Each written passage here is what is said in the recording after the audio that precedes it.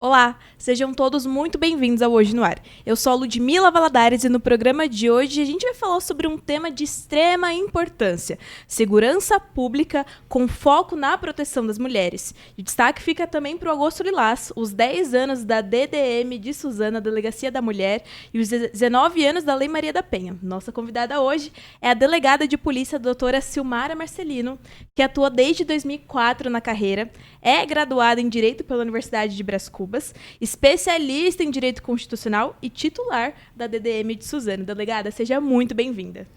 Obrigada, boa tarde a todos e eu agradeço o convite. Nós que agradecemos, doutora. Para começar o nosso assunto aqui, eu gostaria que a senhora contasse um pouquinho sobre a sua trajetória na Polícia Civil e ainda como que a senhora chegou até o posto da DDM aqui de Suzano. Boa tarde novamente. Quando terminei o colégio, eu prestei um concurso para escrivão de polícia. Trabalhei durante 11 anos como escrivão de polícia. Fiz a faculdade. Após terminar a faculdade, eu comecei a prestar alguns concursos, né? Infelizmente não passava. Daí até que um amigo falou assim: não presta para delegado de polícia, né? Nunca nem tinha passado pela minha cabeça de ser delegada de polícia, porque eu não achava que eu tinha perfil para ser delegada. Sério? É legal, né? Isso eu acho, quando eu lembro. E daí eu falei, vou tentar, né? Já tinha feito 4 concursos para o Ministério Público e não tinha conseguido passar, já estava arrasada. Falei, vamos prestar concurso para delegado. E daí prestei e passei. Passei. E na época ele até tinha me falado assim: você presta concurso, se você passar, você já deu um up, né? Você subiu um degrau. Uhum. E se você não se adaptar, você continua estudando, né? Você queria ser promotora. Mas depois que eu terminei, nunca mais nem fiz concurso para o Ministério Público. E daí trabalhei durante um pouco mais de 10 anos em Poá. E quando a Delegacia da Mulher de Suzano foi inaugurada, o seccional na época, que era o Dr. Marcos Batalha, me convidou para ser titular, eu aceitei. E eu me achei ali, né? Eu, assim, me enquadrei perfeitamente no papel de delegada da mulher. Que maravilha. A senhora gosta muito do que faz hoje em dia. Gosto realmente. Maravilha. E qual que é o principal desafio de comandar uma DDM? A questão de comandar uma delegacia já é algo, assim, muito forte, né? Então, tem uma responsabilidade muito grande. E no caso de uma delegacia da mulher, tem um apelo social muito, muito intenso, porque não são quaisquer criminosos, né? Não é um ladrãozinho, é um familiar da vítima na grande maioria, é um pai, é um irmão, é um marido, alguém que ela gosta muito. Então a gente tem uma responsabilidade assim muito grande em estar desempenhando esse papel. É o cuidado disso. Sim, o cuidado, o acolhimento, tentar compreender a situação dela, né? Porque ela não é a vítima que perdeu um objeto, não são coisas materiais, são coisas familiares, coisas muito íntimas, que ela tem, às vezes, dificuldade de estar passando isso para estranhos, né? Sim. Então, ela precisa ser bem recepcionada na delegacia e ser recebida com o acolhimento necessário, com respeito. Maravilha. Bom, recém-completado, dia 7 de agosto, a Lei Maria da Penha aí fez 19 anos. Na prática, na sua opinião, como delegada, quais foram os avanços mais significativos desde a sua criação, doutora? Da Lei Maria da Penha. Lei Maria da Penha, Isso. né? Então, a Lei Maria da Penha, há 19 anos atrás, antes da lei, por exemplo, os crimes de violência relacionados à violência doméstica eram considerados de menor potencial ofensivo. Então, dificilmente, a menos que fosse um caso mais grave, né, de tentativa de homicídio, era difícil que alguém fosse condenado à prisão. Então, tinha pena restritiva de direito ou o pagamento de uma cesta básica, tanto que na Lei Maria da Penha já proíbe isso, né? É dos fatores, né? Então, com isso, teve a possibilidade da prisão em flagrante do agressor, que antes se fazia um termo circunstanciado.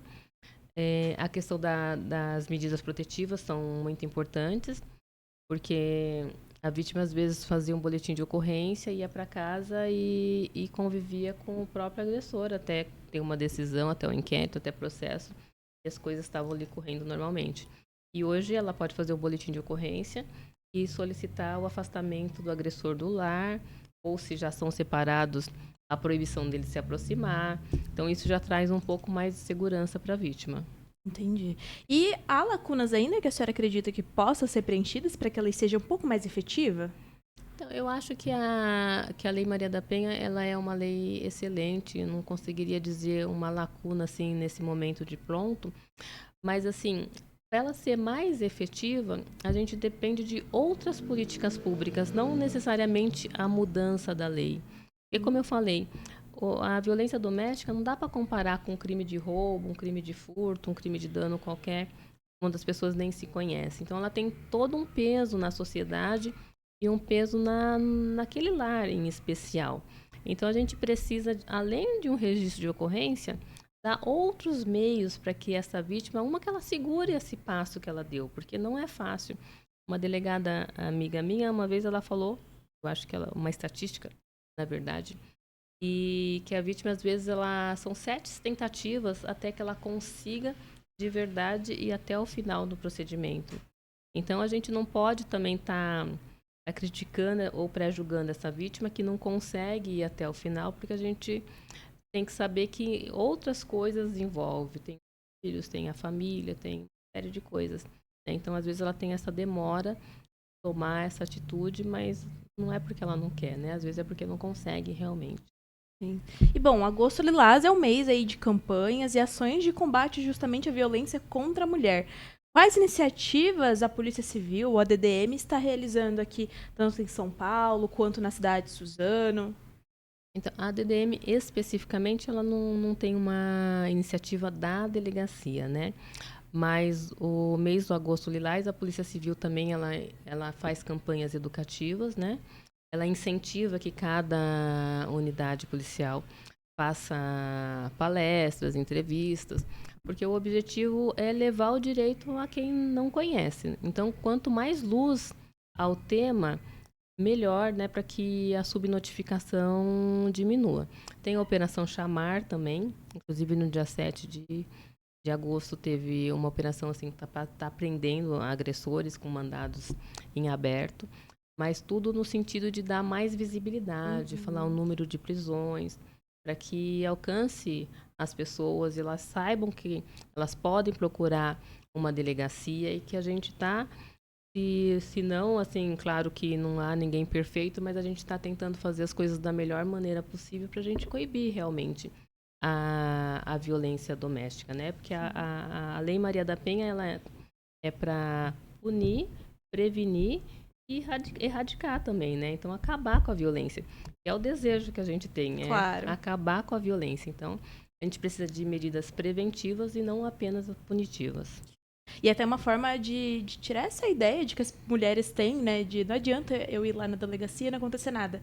Vocês só mostram que justamente o trabalho está sendo feito. Sim, porque a questão dessa sensação de impunidade que se tinha, que também a Lei Maria da Penha foi excelente nesse sentido, porque antes você tinha uma sensação de impunidade total. Então, o agressor, ele achava que ele podia fazer e que nada aconteceria. Então, que ele iria na delegacia, ela podia registrar e que depois ele sairia pela porta da frente. E não é isso que acontece hoje em dia, né? Então, tem esse efeito também a lei, de que a pessoa saiba que se ela fizer, ele vai ser punido. Exato, e que tem delegadas como a senhora que estará lá para fazer isso. Obrigada. Bom, a DDM de Suzano completou 10 anos aí nesse mês de agosto na sua atuação na última semana, né? Período em que milhares de mulheres encontraram acolhimento aí na delegacia. Na sua visão, qual tem sido o maior legado da DDM para as mulheres de Suzano e de que forma essa rede de proteção mudou a realidade de quem buscou ajuda nesse período aí de 10 anos? Então, isso não a DDM de Suzano, mas eu acho que todas as delegacias da mulher, é a questão do acolhimento, que é o que faz a diferença. Porque o delegado da delegacia comum, os policiais da delegacia comum, os delegados da delegacia especializada, eles têm o mesmo papel. Então, o que muda, o que precisa mudar É o acolhimento, é esse apelo social de algo mais além de um simples registro. Então, a minha mãe, eu falar uma coisa meio, né? Mas a minha mãe, ela sempre fala, quando você consegue ajudar uma pessoa, você já ajudou alguém, né? Então, eu acho que, não vou dizer que todas as mulheres que passaram por ali tiveram as vidas transformadas e o fim da violência de imediato, que eu sei que isso não aconteceu, mas assim, mas a gente sabe que muitas mulheres tiveram suas vidas preservadas, a integridade psicológica também, que é importante, porque a gente pensa em coibir, o final, o feminicídio, né? Então, a gente não quer que ninguém morra realmente. Mas tem situações psicológicas que são tão marcantes para a vítima, que os sofrimentos são tão intensos, que isso também é importante, né? Então, ela talvez não tenha o risco de morte, mas a integridade psicológica dela está tão assim lesada, Verdade. que é um sofrimento que às vezes ela preferiria até morrer. Então, a gente precisa também alcançar esses casos, e eu acredito que, na medida do possível, as vítimas que procuraram a gente, ou outras DDMs também, elas encontraram esse acolhimento e essa tentativa de realmente ajudar. Essa parceria que a gente tem com a rede municipal também é muito boa, a Patrulha Maria da Penha, a Sala Rosa, a Ordem dos Advogados. Então, a gente tenta fazer uma rede assim equilibrada no apoio às vítimas. Maravilha. Ainda falando sobre a nossa visita da equipe do Hoje Diário na ADM, a gente queria entender como que funciona a partir do momento que chega uma vítima ali de uma violência doméstica, do registro da ocorrência, até, por exemplo, a medida protetiva. Qual que é o procedimento, doutora? Então, a vítima chega para fazer o registro de ocorrência, ela conta o que aconteceu, a gente faz o registro de um boletim de ocorrência. Nesse momento que ela faz o registro do boletim de ocorrência, a gente já orienta quanto às medidas protetivas e ela diz se está interessada ou não. Algumas vítimas ela já vem na delegacia já sabendo que existe essa possibilidade e ela mesma fala que deseja uma medida protetiva. Então, a gente olha o requerimento dela, encaminha para o juiz, né, através do inquérito online, e encaminha para o juiz, que ele normalmente em 48 horas já tem uma decisão. O oficial de justiça vai comunicar tanto à vítima quanto ao agressor que ele não poderá se aproximar da vítima ou que ele vai ter que sair da casa, do lar conjugal, quando é o caso. Entendi. E a partir desse momento, inicia-se o processo criminal. Na verdade, assim, a medida protetiva é uma cautelar. Uhum. Então, a gente faz uma cautelar à parte, que é um procedimento ao lado do procedimento criminal mesmo, e a decisão é cautelar, né? Então, em alguns casos, se a vítima representou ou se for de ação penal incondicionada, a gente vai instaurar um inquérito depois, e daí vai concluir o inquérito para depois virar um processo criminal. Entendi. E, doutora, segundo os dados da SSP, da Secretaria de Segurança Pública, de janeiro a junho de 2025, o Estado registrou 129 casos de feminicídio, uma média aí de mais ou menos 21 feminicídios por mês. Para a senhora, o que esses números revelam?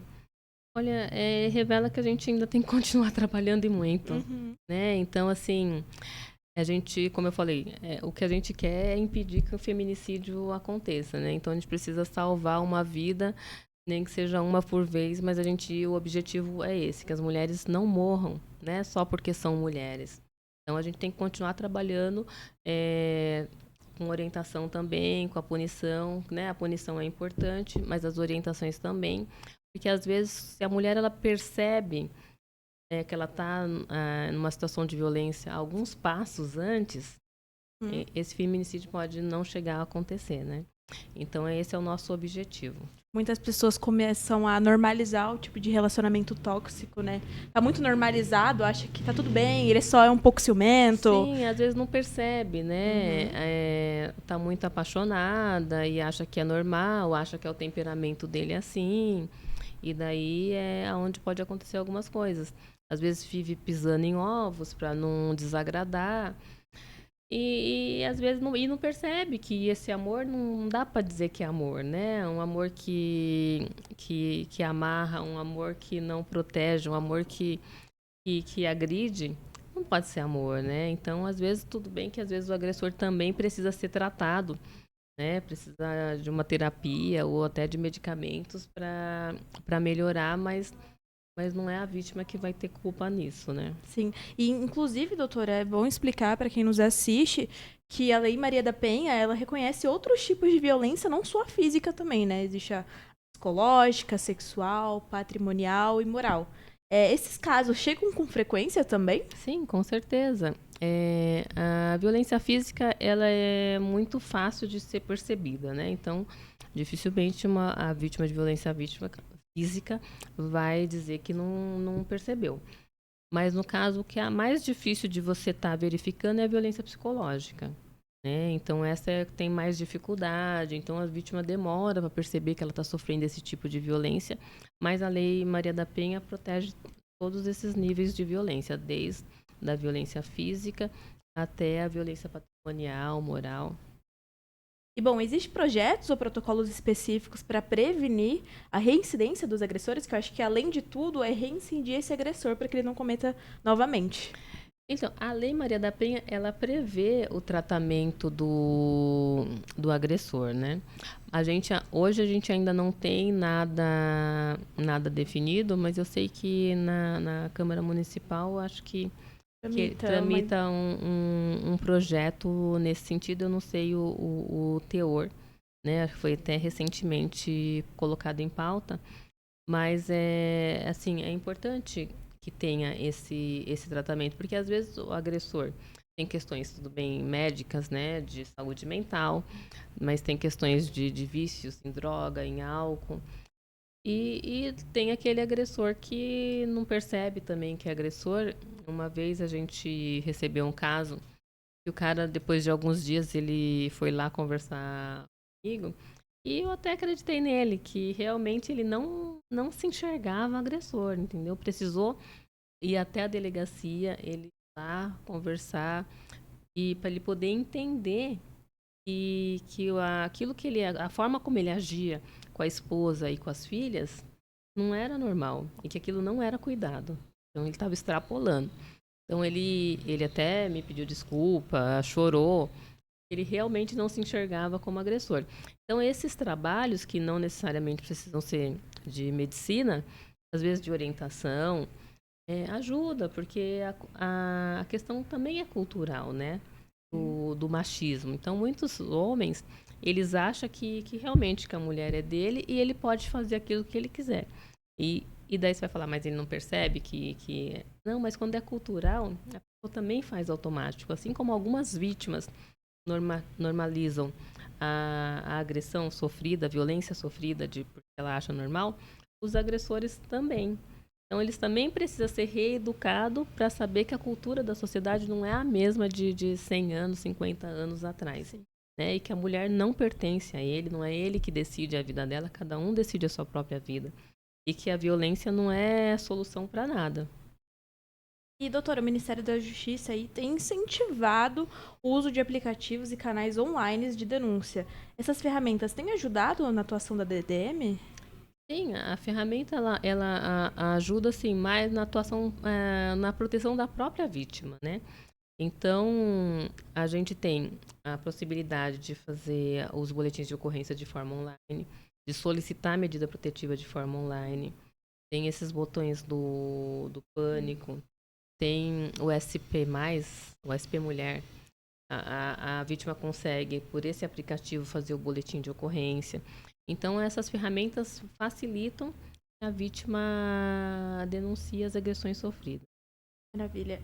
Doutora, antes da gente seguir para ir para o final da nossa entrevista, com anos de atuação, há algum caso específico que marcou a senhora? Então, tem vários casos, né? Mas tem um caso interessante, modo de falar, mas não é interessante de verdade. Mas tem um caso que eu me recordei recentemente, que é um caso que não é uma violência doméstica propriamente dita, mas um agressor, ele reencontrou uma amiga de família, assim, que conhecia há anos, e começaram a conversar, e essa amiga foi passar um final de semana na chácara onde ele era caseiro. E daí até hoje eu não entendi porquê, mas eu imagino que a presença dela trouxe algo de bom para ele, né? Porque até então não tinha Não tinha um romance, não tinha nada nesse sentido. Ela foi acompanhada do filhinho, que na época tinha uns 10 anos. E quando ela quis ir embora, ele não quis que ela fosse embora. Ele começou a colocar empecilhos, falar que não tinha ônibus, falar que não tinha que ficar, que não dava para ir embora. E o filho dela também queria ir embora, até um determinado momento que ela percebeu que ele que não estava deixando ela ir embora, falou, eu vou embora, começou a arrumar as coisas. E daí esse cara surtou, ele amarrou a criança, ele amarrou ela, falou que não ia embora. Ele abusou dela na frente do próprio filho. E daí ele esfaqueou a criança. Ela conseguiu fugir. Por sorte, ela se deparou com uma viatura da polícia militar. O policial entrou na casa para achar a criança, né? Enquanto isso, o agressor fugiu. Essa criança foi trancada em um depósito. O policial procurando lá não achava, ouviu um barulho.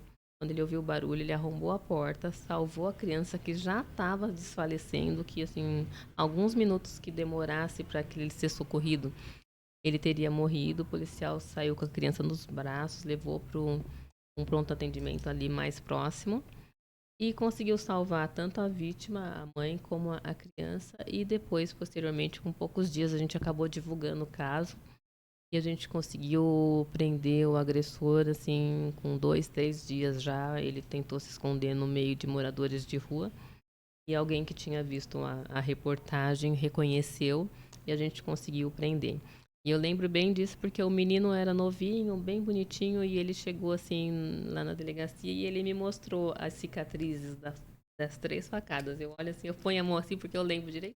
Peitinho de criança, né? Aquela coisa assim bem fofa de criança e aquelas marquinhas assim, que era só uma marquinha, mas que era também a marca de que Deus está com ele, né? Porque Sim. era para ele ter morrido. E que crime muito agressivo, né, Sim. doutora? Além de ser contra a mulher, também ser contra a criança, Sim. né?